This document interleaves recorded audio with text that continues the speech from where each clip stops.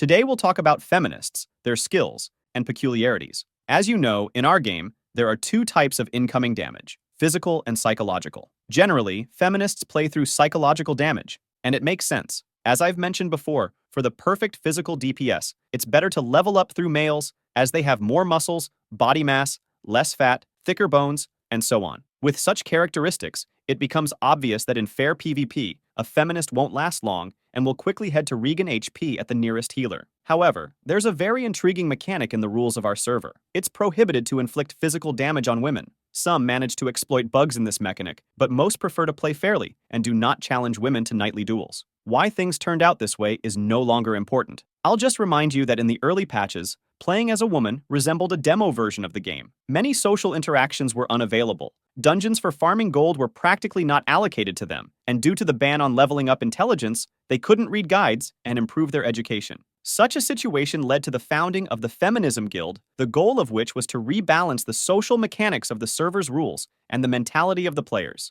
For women, this turned out to be a significant boost, as now they too can vote for server moderators, explore previously inaccessible professions, and receive as much gold as male players. In general, women managed to exchange the demo version of the game for a full-fledged one, with all the additions and mods. Now, modern feminists have a huge variety of builds, each of which focuses on specific community issues. Instead of analyzing and dissecting specific builds, I'll go over some skills and peculiarities. Let's start with the Oppression passive skill. This skill is maxed not only by feminists, but also by gay, non-binary, and other players who prefer exotic gameplay. Upon activation, feminists impose the status of a victim on themselves, thereby causing the offender to feel pity and shame. If the skill is activated on social networks, such as Twitter, other feminists may spawn next to the user, supporting her and helping to defend her beliefs. As a counter, to avoid receiving the guilt debuff, improve resistance to psychological damage. For beginners, the skill So What is ideal. To use it, you don't need to read guides on feminism and understand the discussion topic.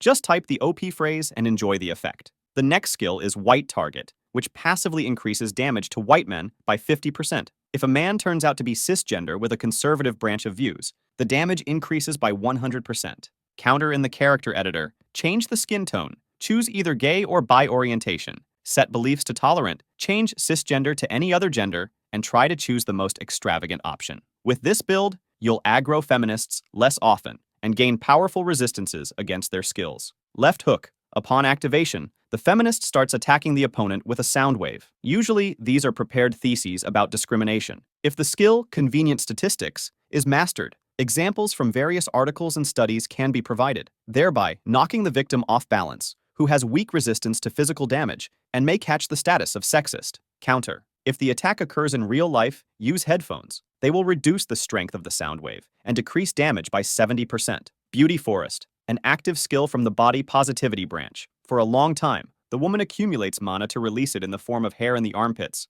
When demonstrating the ability, the victim receives chemical damage from the stench, catches the status of disgust, and loses health points. If the woman is high level, the hair can inflict paralysis on the victim, thereby slowing their movement by 90%. Counter. Carry pruning shears with you. Call of Tolerance. In case of taking damage, the feminist can use a sound wave, which will act as an aggro. If representatives of minorities are nearby, they will spawn next to the summoner, reinforcing her with their auras. I remind you that in a party, the psychological damage of feminists stacks, forming powerful sound vibrations. If the victim hasn't had time to equip headphones, they may go crazy or fall into a coma. Counter. Run. Sisterhood. An active skill that allows feminists to enslave other players into their guild. The lower the level of the victim, the greater the chance of successful enslavement. Thanks to this skill, the overwhelming majority of feminists are minors. Up until now, we've looked at skills with psychological damage, but that doesn't mean that members of this guild can't have physical builds. As the primary weapon, ladies prefer keys. Despite their compactness and good durability, they can't compete with more relevant weapons. They deal reasonable damage when hitting critical zones, such as the eyes or neck. Also, the damage from key scales with hand-to-hand combat training. If your striking skill is at low levels, the use of keys will be minimal, bare, but in an emergency situation, it's certainly better than bare fists. Ideally, they should be used like a knife to avoid injuring your fingers when striking. Usually, they are used by women with the Men Fear debuff. For example, in an elevator, damage to men increases by 20%. If equipped with keys, the damage increases to 40%, and the wielder gains the ability to crit. Even if a man doesn't intend to aggro you or inflict damage, Hold onto your keys to gain a temporary confidence buff. This will let the player know that you're not a noob and they can't just raid you easily.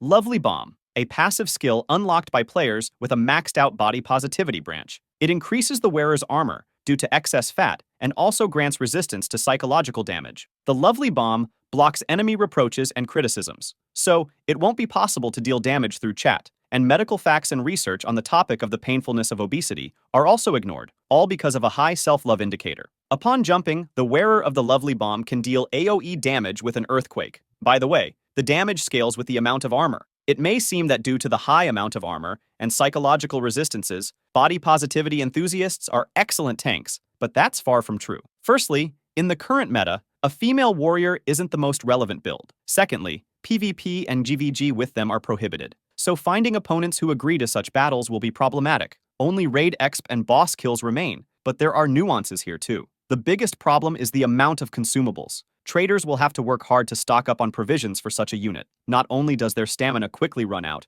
but it also requires much more potions to replenish it. The skill called Burger Eradicator is to blame for this. To maintain a large amount of armor, they need to eat regularly, which means you'll have to take breaks often to replenish your tank's stats. Another downside is low mobility. While the Lovely Bomb provides good physical resistance, it requires stamina and agility points in return. The conversion occurs according to the principle: the more armor, the fewer stamina points. And another problem is the mandatory presence of a second healer. Some noobs naively believe that one healer will be enough for such a pack, but then during the raid, they are very surprised why the healer is healing the tank's shortness of breath and joints instead of buffing the main DD during the boss fight. In general, if you don't want to deliberately complicate your game, don't choose body positivity enthusiast for the tank role. Traders and healers will thank you. Some players, for example, use these units as armor-piercing projectiles during castle sieges if they need the enemies' supplies to run out as quickly as possible. They load the unit into catapults and launch them straight into the supply depots. Counter: when defending the castle, don't store consumables in one place. It will make it harder for enemies to deprive you of provisions. Subscribe to my channel, and don't get offended because I'm Digigender MP3, a transsexual and an anime fan. Don't dislike this video.